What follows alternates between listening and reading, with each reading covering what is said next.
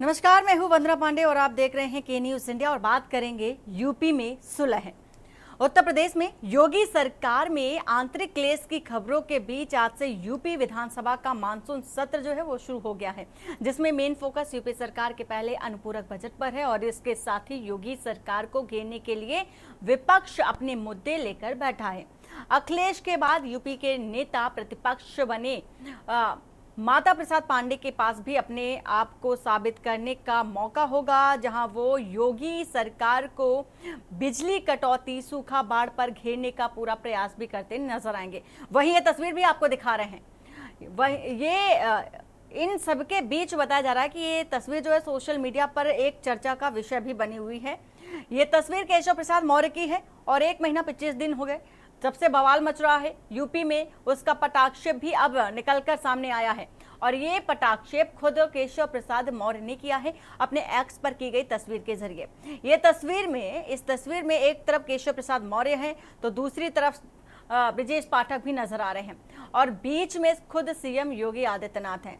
जिस तरह से यूपी में केशव मौर्य ने घमासान मचाकर रखा हुआ था, अब उसको बराबर करने की भी कोशिश, यानी कि मैनेज करने की कोशिश कही जा सकती है केशव प्रसाद मौर्य की ओर से एक्स में जो की गई पोस्ट है उसके जरिए की गई है। और कहीं ना कहीं केशव प्रसाद मौर्य को ये भी दिखाना है कि भाई यूपी में सब कुछ जो है वो ठीक चल रहा है, कुछ भी अनबन नहीं है, सब कुछ ठीक है। जानकार तो ये भी कहते हैं कि जैसे ही केशव पर तलवार लटकी, केशव मौर्य सरेंडर कर दिए, सहानुभूति दिखाते नजर आए। और आज से जैसा कि बता भी रहे हैं आपको, विधानसभा का सत्र भी शुरू हो चुका है, जिसमें से सत्ता पक्ष और विपक्ष के बीच जारी सियासी संग्राम की झलक एक बार फिर देखने को मिल सकती है। वहीं लंबे अरसे के बाद यूपी के सीएम योगी आदित्यनाथ सत्र शुरू होने से पहले ही विधायक दल की बैठक में मंच पर अपने दोनों ही डिप्टी सीएम यानी केशव प्रसाद मौर्य और ब्रजेश पाठक के साथ नजर आए हैं।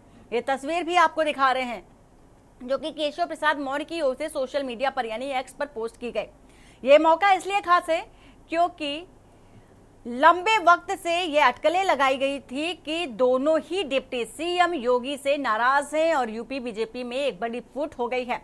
लोकसभा चुनाव के बाद से जारी कयासों पर आज तीनों ने एक साथ आकर ब्रेक भी कहीं ना कहीं लगा दिया है। बता दें कि लंबे वक्त से अटकलें थी कि लोकसभा चुनाव में बीजेपी को लगे झटके के बाद डिप्टी सीएम केशव प्रसाद मौर्य और deputy CM Brajesh Pathak CM योगी के खिलाफ अंदर खाने मोर्चा खोले हुए थे और उन्होंने आला कमान के सामने सीएम योगी को हटाने की जो कोशिश है उसकी मांग रखी थी। दूसरी ओर केशव प्रसाद मौर्य से लेकर ब्रजेश पाठक तक दोनों ही सीएम योगी के कैबिनेट बैठक में नहीं पहुंच रहे थे। यूपी की 10 सीटों पर होने वाले विधानसभा उपचुनाव को लेकर के सीएम योगी द्वारा गठित 30 मंत्रियों की जो टीम थी, दोनों ही डिप्टी सीएम का नाम शामिल नहीं था, जिससे कि नाराजगी भी देखी जा रही थी। हमारे साथ तमाम मेहमान भी जुड़ चुके हैं। प्रदीप मिश्रा बीजेपी नेता हैं, आनंद राय सपा नेता हैं, डॉक्टर ओपी मिश्रा जो कि वरिष्ठ पत्रकार हमारे साथ जुड़ चुके हैं और कौशलेंद्र उपाध्याय संवाददाता राजधानी लखनऊ से हमारे साथ जुड़ चुके हैं। आप सभी मेहमानों का बहुत बहुत स्वागत है। सबसे पहले प्रदीप मिश्रा जी, आपसे जानना चाहेंगे कि जिस तरह से देखा जा रहा था उत्तर प्रदेश में एक घमासान की जो स्थिति थी उस पर कहीं ना कहीं ब्रेक लगाती तस्वीर नजर आ रही है, जो कि केशव प्रसाद मौर्य ने जो जाहिर किया है और जारी की है पोस्ट को।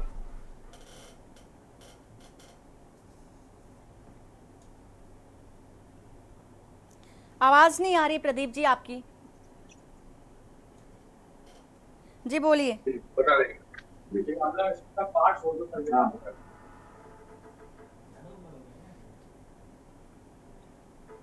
बात पूरी कीजिए प्रदीप जी आप।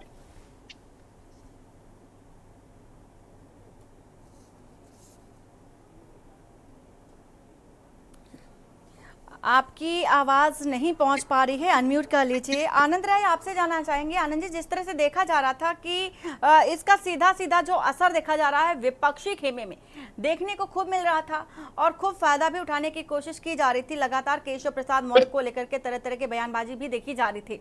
अब क्या लग रहा है कि कहीं ब्रेक तो नहीं लग गया है? केशव प्रसाद मौर्य के जो जारी पोस्ट के जरिए दिखा दिया है भाई यूपी में सब कुछ ठीक ठाक है, कुछ भी अनबन नहीं है, कुछ भी बड़ा नहीं होने वाला है। ऐसा कुछ नहीं है। मैं आपसे बता देना चाहता हूँ, अभी कल कल की ही वीडियो जारी हुई है। मैंने भी देखा है। अमित शाह आगे जा रहे हैं, योगी जी ने हाथ नहीं जोड़ा। राजनाथ सिंह जी पीछे आए तो उनको हाथ जोड़ के नमस्ते किया। फिर उसके पीछे जेपी नड्डा और प्रधानमंत्री मोदी जी आ रहे हैं, तो उनको उन्होंने नमस्ते नहीं किया। तो ये सब देख के तो हमको तो नहीं लग रहा है सब कुछ ठीक चल रहा है। दिखाने वाली हो गई कि चलो हमारे घर पे सब कुछ ठीक चल रहा है, लेकिन ऐसा कुछ है नहीं। इनका अंतरकलह बहुत बढ़ता जा रहा है। ये आरएसएस के दबाव में, चाहे आरएसएस के दबाव में, चाहे भाजपा के प्रमुख नेताओं के दबाव में, ये अपने आप को साफ सुथरा घोषित कर रहे हैं, लेकिन इनके यहाँ सब कुछ ठीक चल रहा है। और आनंद जी, जो पोस्ट जारी की गई है उसमें सब कुछ ठीक नहीं चल रहा है ऐसा आप कह रहे हैं, क्योंकि आप विपक्षी खेमे में हैं, लेकिन जारी की गई पोस्ट में ये बताया गया है कि परिवार में अनबन होती है लेकिन सब कुछ ठीक है। इसमें आपको क्या आपत्ति है अगर ठीक चल रहा है तो? अरे तो आप कैसे कह सकती हैं ये ठीक चल रहा है जब सामने दिख रहा है नहीं ठीक चल रहा है? बात कर रहे हैं हम, अपनी व्यक्तिगत बात नहीं कर रहे हैं। और ये आप भी कैसे कह सकते हैं कि सब कुछ ठीक नहीं चल रहा है? जो वीडियो देखेगा मैडम, जो वीडियो देखेगा उसको पता चल जाएगा कि सब कुछ नहीं ठीक चल रहा है, लेकिन दिखावे के नाते ये लोग सब कुछ ठीक बता रहे हैं। और मैं बता देना चाहता हूँ, इनकी अब फूट पड़ चुकी है, अंतरकलह बढ़ चुका है, चाहे वो देश की सरकार हो। केशव मौर्य तो ये भी कह रहे हैं कि जो पीडीए का फॉर्मूला है वो भी एक धोखेबाजी है। सुना नहीं मैंने, रिपीट। तो इस पर आपकी क्या राय है? आप इस पर क्या कहेंगे? क्या पीडीए का जो फॉर्मूला आपकी तरफ से बनाया गया पिछड़ा दलित और अल्पसंख्यक को लेकर, और माता प्रसाद पांडे को आपने बनाया नेता प्रतिपक्ष, तो एक धोखा है? खुद केशव प्रसाद मौर्य बोल रहे हैं, तो आप इस पर राय बताइए। आप अपनी। मैं जवाब देना चाहता हूँ। माता प्रसाद पांडे एक बहुत बड़े नेता हैं, बहुत पुराने नेता हैं, हमारे हम लोग के अभिभावक हैं। माता प्रसाद पांडे ने मंडल कमंडल की जब राजनीति हुई थी तब भी वो समाजवादी पार्टी के साथ थे, और तब भी वो पिछड़ा दलित अल्पसंख्यक की लड़ाई लड़ते आ रहे हैं। उनका नया काम नहीं है कि हमने उनको बना दिया, वो हमारी विचारधारा से लड़ते आ रहे हैं, चलते आ रहे हैं। ठीक है, ये आपकी विचारधारा है जिससे आप लड़ते हो चलते आ रहे हैं, लेकिन अगर परिवार में कोई अनबन होती है और उस अनबन को अगर सुधार लिया जाता है तो कहा जाता है, आपकी ओर से कहा जा रहा है कि अंतरकलह चल रहा है। अच्छी बात है, लौटेंगे आपके पास। प्रदीप मिश्रा जी, आपको आवाज पहुंच रही? जी वंदना जी, हमारी आवाज आ रही है? बिल्कुल। प्रदीप जी, आपसे जानना चाहूंगी कि जिस तरह से अटकलें लगाई जा रही थी दोनों ही डिप्टी सीएम को लेकर के, और अनबन ये भी लगाया जा रहा था कि जिस तरह से केशव प्रसाद मौर्य लगातार दिल्ली जा रहे थे, बैठकें कर रहे थे, और अब यूपी में कुछ बड़ा होने वाला है, ऐसे कयास लगाए जा रहे थे, जिस तरह की अनबन देखी जा रही थी। अचानक से ऐसा क्या हो गया कि दोनों ही डिप्टी सीएम केशव प्रसाद मौर्य और ब्रजेश पाठक योगी आदित्यनाथ के साथ नजर आ रहे हैं? इससे पहले की जो बैठकें हो रही थी उस पर शामिल नहीं हुए थे, क्या कारण रहा?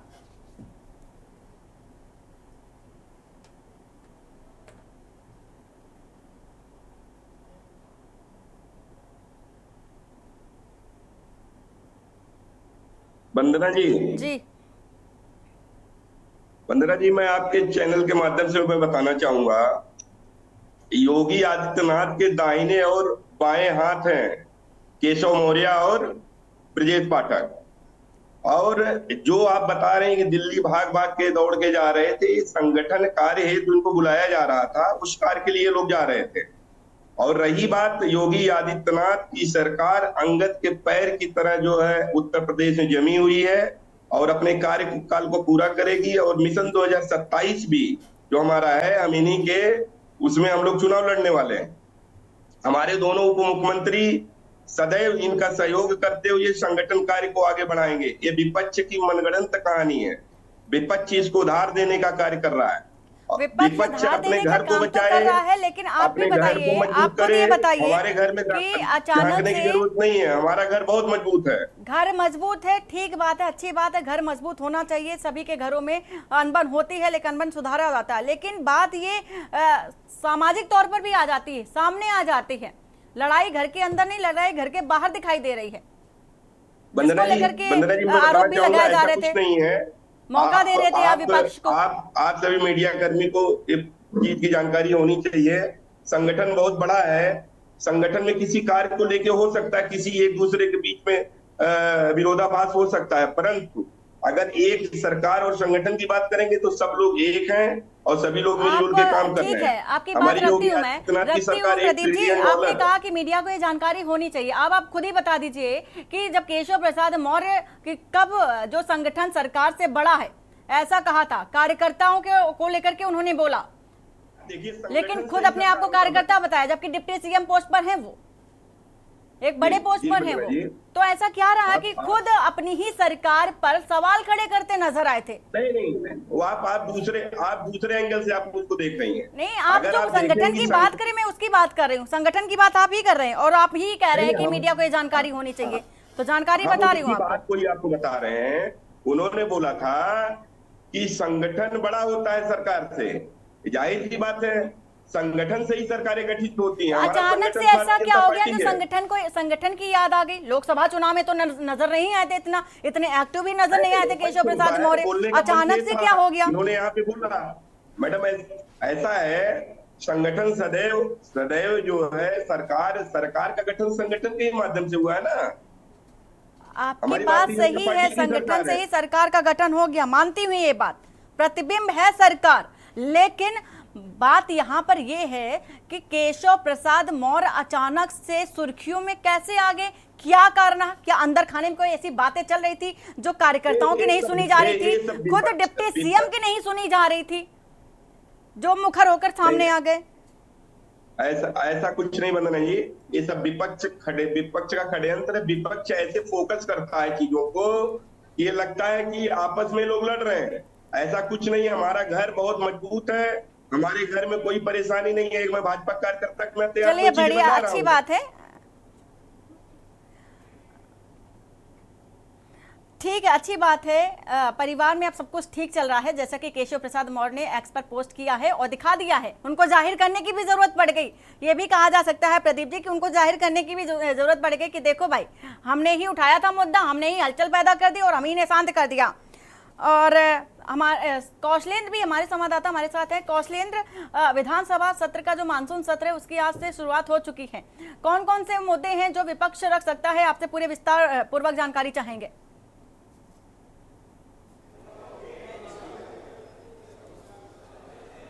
बिल्कुल, देखिए, आपको बताएं कि मानसून सत्र जो 4 दिन के लिए शुरू किया गया है, उसमें अनुपूरक बजट पास करना है, कई अध्यादेश जारी करने हैं। लेकिन अगर बात करें विपक्ष की, जो महंगाई और बेरोजगारी को लेकर मुद्दे को हमेशा लेके जो है प्रहार करती रही है सत्ता पक्ष पे, उसके बाद वहीं कानून व्यवस्था को लेके, बिजली के लेके, तमाम किसान के मुद्दों को लेके वो मुखर है और उसका विरोध प्रदर्शन कर भी रही है। सत्ता पक्ष भी अभी प्रश्नकाल क्योंकि चल रहा है, सत्र शुरू हुआ है, तो इसमें जो विपक्ष के जो सवाल हैं, जो जनप्रतिनिधियों के सवाल हैं, उसको अभी अधिष्ठाता महोदय सुन रहे हैं। उसके बाद वो जवाब पूरा सरकार की तरफ से जारी होगा और सरकार जो है, जो मंत्री हैं, जो नुमाइंदे हैं उनके, वो उसका जवाब देंगे।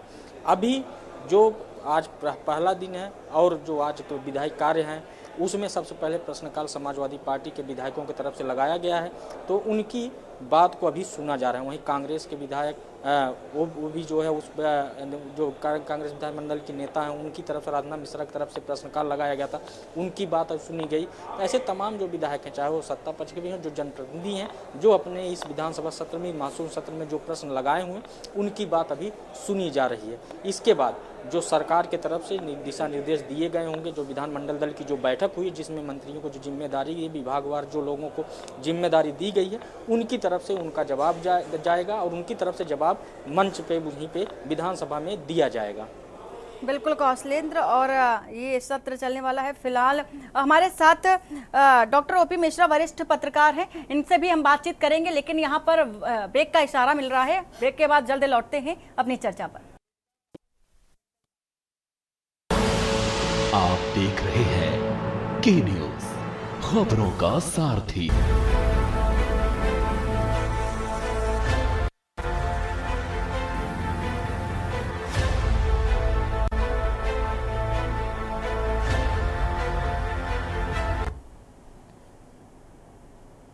ब्रेक के बाद आपका स्वागत है। बात कर रहे हैं यूपी में सुलह, और तस्वीर भी आपको दिखा रहे हैं कि एक तरफ योगी आदित्यनाथ और एक तरफ है डिप्टी सीएम ब्रजेश पाठक और केशव मौर्य बीच में सीएम योगी हैं, सुलह हो गई है ऐसा माना जा रहा है। केशव प्रसाद मौर्य भी ने तस्वीर साझा कर ये जानकारी दे दी है। हमारे साथ कई मेहमान भी जुड़े हुए हैं और सीधा रुख करते हैं डॉक्टर ओपी मिश्रा जो कि वरिष्ठ पत्रकार हमारे साथ हैं। ओपी मिश्रा जी, जिस तरह से देखा जा रहा है लाख अनबन हुई, लेकिन उन सारी अनबन को ब्रेक लगा दिया गया है केशव प्रसाद मौर्य की ओर से। क्या लगता है कि जो मांगी जा रही थी पूरी करने के लिए केशव प्रसाद कह रहे थे, और क्या लगता है कि वो मांगे मान ली गई हैं, इसलिए केशव प्रसाद मौर्य सुलह करने के लिए तैयार हो गए हैं और खुद पोस्ट जारी कर रहे हैं सोशल मीडिया पर?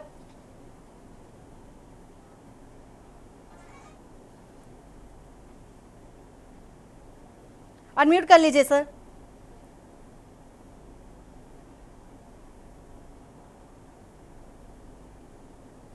जी आ रही आवाज। कहा जाता है ना, कुछ मजबूरन और कुछ मसलहतन हम कातिल को भी मसीहा कहते हैं। ये तूफान के पहले की खामोशी है, इसके सिवा कुछ नहीं। टाइम बीइंग के लिए ये सब किया गया है। 10 विधानसभा के उपचुनाव होने हैं, वहां तक वेट करना है और इसके बाद झारखंड, हरियाणा और महाराष्ट्र के चुनाव, तब तक किसी न किसी तरह से सामंजस्य बनाकर रखना है, ऐसे निर्देश दिए गए। इसके बाद परिवर्तन तो यहां अवश्य संभावी है, परिवर्तन होगा।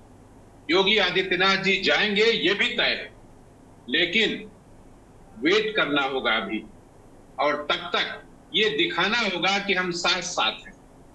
भले हम साथ साथ हैं कि नहीं है वो अलग की बात, लेकिन शो ये करना होगा, पब्लिक में यही मैसेज जाना चाहिए कि हम साथ साथ हैं।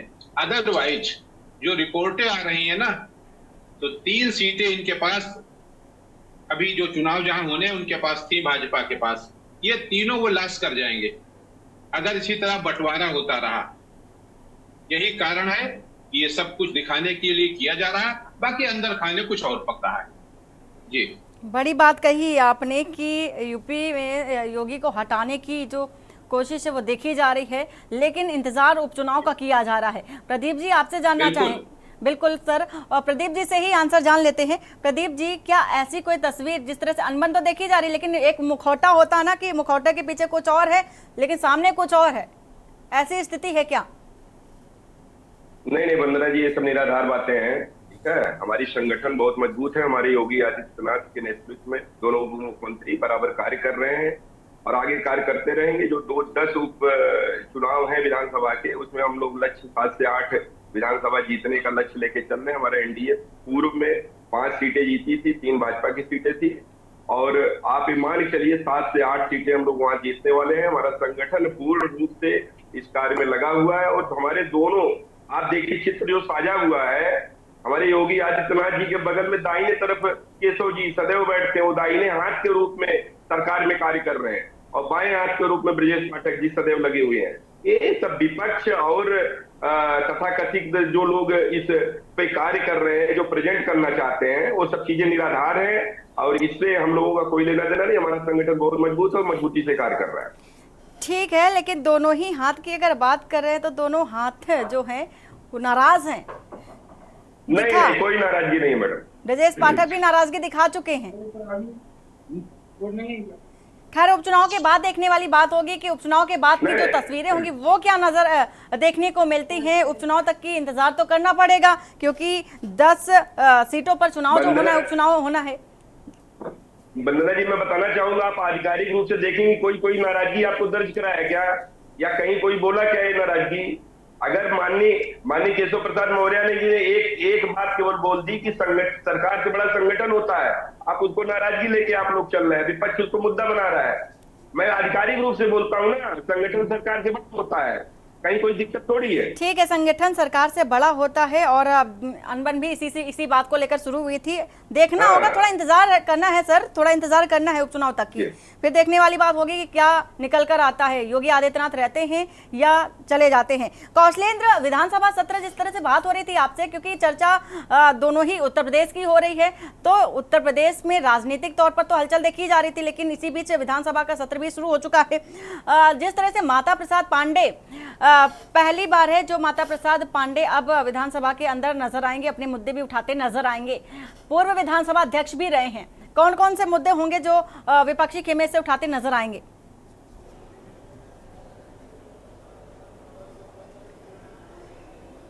देखिए, आपको बताएं कि सबसे पहली बात तो माता प्रसाद पांडे इसी विधानसभा के अध्यक्ष रह चुके हैं और उन्होंने जो है सदन को चलाया है। उनके पास जो अनुभव है, उस अनुभव के आधार पर उनको अगर नेता प्रतिपक्ष बनाया गया तो समाजवादी पार्टी के राष्ट्रीय अध्यक्ष अखिलेश यादव ने बहुत कुछ सोच के ही बनाया होगा। उसके बाद अगर रही बात मुद्दे की, मुद्दे हमेशा देखिए सरकार के खिलाफ विपक्ष हमेशा मुखर रहा है, चाहे जब भी सत्र चला हो, चाहे सरकार रही हो या दूसरी सरकार रही हो, सरकारें आई गई हैं, लेकिन विपक्ष हमेशा कहीं न कहीं जनहित के मुद्दे को लेकर विधानसभा सत्र में जो है मुखर हुई है। तो अब सबसे बड़ी बात है कि जैसे देखिए अभी कुछ दिन पहले बिजली की समस्या को लेकर जिस तरह से जो है पूरे प्रदेश में हाहाकार मचा था, उसको लेके विपक्ष मजबूती के साथ उस मुद्दे को उठा रहा है। वहीं महंगाई की बात की जाए, महंगाई को लेके कांग्रेस विधानमंडल की नेता जो आराधना मिश्रा हैं, उन्होंने विधानसभा पटल पर अपनी बात रखी, उन्होंने प्रश्न भी लगाया हुआ है। उसके बाद स्वास्थ्य की व्यवस्था पे एक बात की जाए, जो कि डिप्टी सीएम के ब्रजेश पाठक के पास है, उनके पास उनके में भी प्रश्न लगा हुआ है, उनके मंत्रालय में भी कई जो है विपक्षी नेताओं ने उनके पे सवाल लगाए। तो स्वास्थ्य, बिजली और पानी और उसके बाद सड़क, जो तमाम अपराध से लेके जो चीज़ें हैं कानून व्यवस्था को लेके, चाहे वो भ्रष्टाचार को लेकर या महंगाई को लेकर, उस पर लगातार विपक्ष से मुखर हुआ है। और विधानसभा के बाहर और विधानसभा सत्र के अंदर भी देखिए समाजवादी पार्टी किस तरह से एक सूत्र होकर जो है हल्ला मचा रहे, इन मुद्दों को लेके और जनहित मुद्दों को बताकर उन्होंने एक माहौल बनाया हुआ है। अभी क्योंकि सरकार अभी उनके प्रश्न को सुन रही है और मुख्यमंत्री योगी आदित्यनाथ भी सदन में बैठे हुए हैं, संसदीय कार्य मंत्री भी बैठे, दोनों डिप्टी सीएम हैं, उनकी हर बात को सुन रहे हैं, हर प्रश्नों का उन्होंने बारीकी से उसका अध्ययन भी कर रहे हैं। उसके बाद जब सरकार को समय जब मिलेगा, उसके बाद सरकार उस पर अपना जवाब, अपना पक्ष रखेगी, कहाँ किस जिले में कितना विकास हुआ है उसकी भी बात सामने आएगी। सबसे महत्वपूर्ण बात है कि कई अध्यादेश जारी कराने हैं, सरकार उस पर भी बात कर रही है। उसके बाद जो अनुपूरक बजट होगा वो भी पास होगा। बिल्कुल, अनुपूरक बजट भी पेश होना है और सभी की निगाह अनुपूरक बजट पर भी है कौशलेंद्र। और इसके साथ ही साथ जिस तरह से सुलह करने की देखी जा रही है कोशिश उत्तर प्रदेश में, दोनों ही डिप्टी सीएम जो कि अनबन देखी जा रही थी और इसी पर हम चर्चा भी कर रहे थे, लेकिन समाजवादी पार्टी में भी देखा जा रहा था कि एक और ये लग रहा था कि शिवपाल यादव एक कयास लगाकर बैठे थे, इंतजार कर रहे थे कि उन्हें नेता प्रतिपक्ष बनाया जाएगा, लेकिन उनके ये जो मंसूबे थे, ये जो सपने थे, सपने कहीं चूर होते नजर आ रहे हैं। एक और देखा जा सकता है जिस तरह से वो नेता प्रतिपक्ष बनने की एक सपना भी देख रहे थे।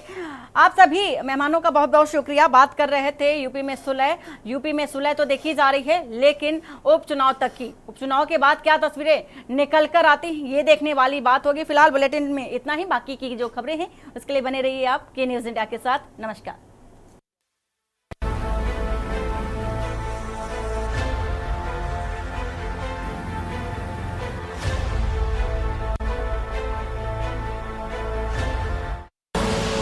आप देख रहे हैं के न्यूज, खबरों